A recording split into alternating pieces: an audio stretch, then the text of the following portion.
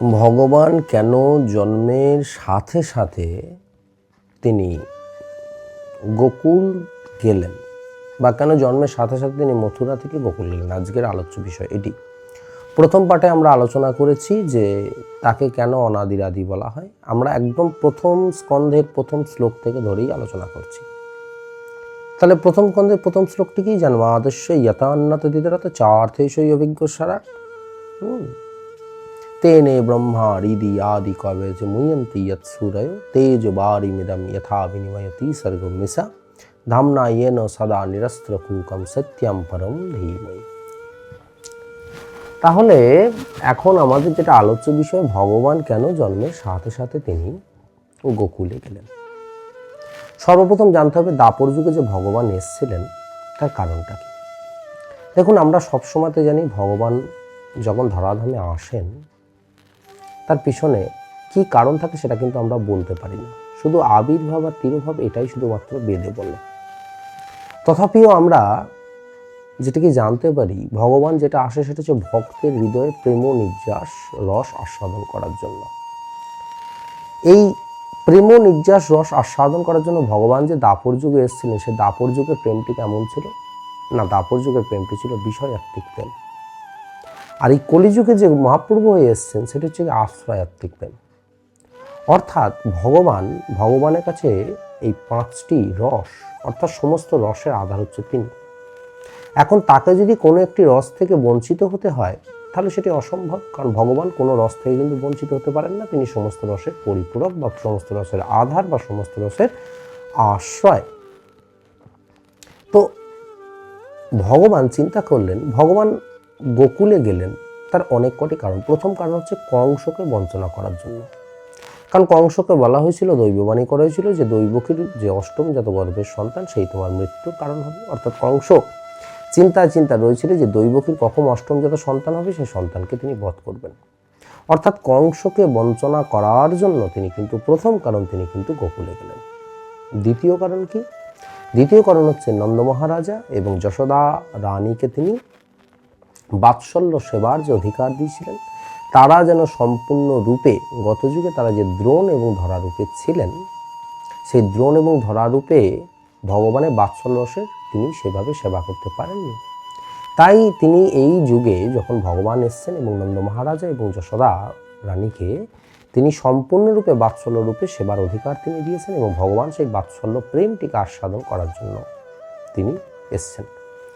অর্থাৎ যাতে বাৎসল্য প্রেম আস্বাদন এবং বাৎসল্য সেবা থেকে যাতে তারা যাতে বঞ্চিত না হয়, তাই ভগবান কিঞ্চিত মাত্র বিলম্ব না করে তিনি কিন্তু গোকুলে গেলেন।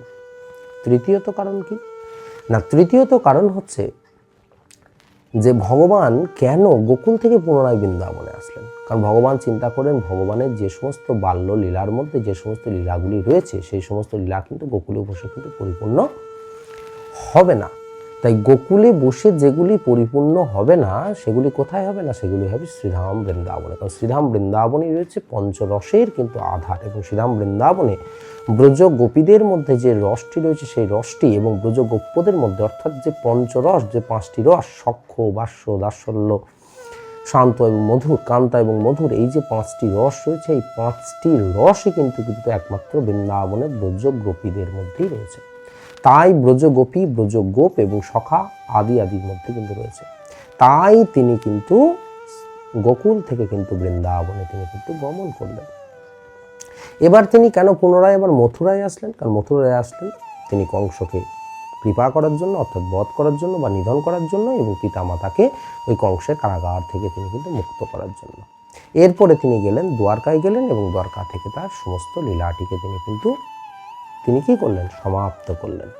অর্থাৎ ভগবান, এই শ্লোকের মধ্যেই আমরা দেখতে পাই যে ভগবান কি বলা হচ্ছে কি না, তিনি হচ্ছেন গিয়ে অভিজ্ঞ সরাট, তিনি হচ্ছেন অনভিজ্ঞ নয়। তিনি সমস্ত কাজ তিনি করতে পারেন, এবং এই সমস্ত লীলাগুলিকে তিনি কিভাবে করবেন, কিভাবে সম্পন্ন করবেন সেটি তিনি জানেন বলেই তিনি অভিজ্ঞ। এবং তিনি হচ্ছেন গিয়ে সরাট, অর্থাৎ স্বতন্ত্র। তিনি কিন্তু কখনো পরতন্ত্র নন।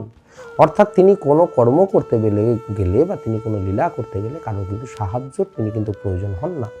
কারণ তিনি এই জগতের সমস্ত সৃষ্টি, স্থিতি এবং লয় তিনি কিন্তু করেছেন। আবার যথাসময়ে তিনিই কিন্তু তার লীলাকে বিশ্রাম দিয়ে তার মধ্যেই তিনি কিন্তু এই জগৎকে কিন্তু লীন করে দিয়েছেন। তাই তিনি হলেন গিয়ে সরাট। অর্থাৎ এই সুধী ভক্তগণ, আজকে আমরা ছোট্টভাবে ইয়ত অন্যত দ্বিতীয়ত চার্থেষু অভিজ্ঞ সারা, ইয়ত অন্যত দ্বিতীয়ত, তিনি কেন অন্যত্র গমন করলেন, চার্থেষু কি কারণে, অভিজ্ঞ, তিনি কেমন, তিনি অনভিজ্ঞ না, তিনি অভিজ্ঞ। এবং তিনি কেমন, তার আরেকটি গুণ, তিনি হচ্ছেন সরাট। অর্থাৎ গতদিনে যেটা আলোচনা করছি, ভগবান কেন অনাদিরাদি, আপনারা অবশ্যই ভিডিওটি দেখে নেবেন। আর দ্বিতীয়ত হচ্ছেন তিনি যে সরাট, তিনি যে স্বতন্ত্র, তিনি যে পরম ব্রহ্ম। অর্থাৎ ব্যাসদেব যে প্রথম শ্লোকের মধ্যে যে পরম ব্রহ্মের যে আলোচনা করছে, সেই পরম ব্রহ্ম কেমন না, সেই পরম ব্রহ্ম হচ্ছেন অভিজ্ঞ। সেই পরম ব্রহ্ম অনভিজ্ঞ নয়, সেই পরম ব্রহ্ম হচ্ছে কি সরাট, অর্থাৎ স্বাধীন বা স্বতন্ত্র, তিনি কখনো পরতন্ত্র নন। কেমন, আজকের আলোচনাটা এ পর্যন্তই। আগামী দিনের পর্বে আবার কিন্তু এটিকে আলোচনা করব। তেনে ব্রহ্মা হৃদি আদি কবে মুয়ন্তি ইয়ৎসূরয়। এই কথার অর্থ কি, এই কথার ব্যাখ্যা কি, আমরা যদি ক্ষুদ্রভাবে একটু একটু করে যদি আমরা এটাকে যদি আমরা জানতে পারি, তাহলে কিন্তু ভগবানকে, সেই পরম তত্ত্বকে, পরম ব্রহ্মকে কিন্তু আমরা জানতে পারবো। তাই মহারাজ, আজকে এটুকুনি। সকলে ভালো থাকবেন। রাধে রাধে।